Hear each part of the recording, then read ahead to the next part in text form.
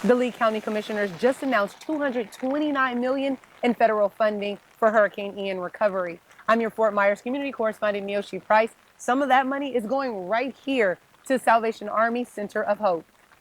We will receive $13 million, which is a huge amount of money, which will definitely take the brunt of the cost of this phase 1 of our Center of Hope revitalization project. Lee County, its 6 municipalities, the school district of Lee County Electric Cooperative, and nonprofit organizations will get a piece of the pie for about 20 projects.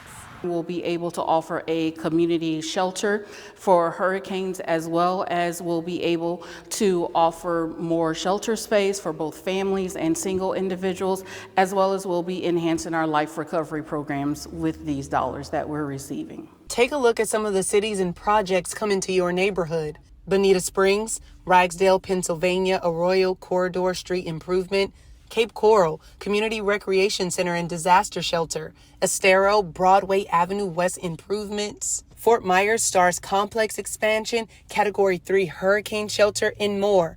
For a full list of recipients and projects, go to our website at fox4now.com. In Fort Myers, Miyoshi Price, Fox 4.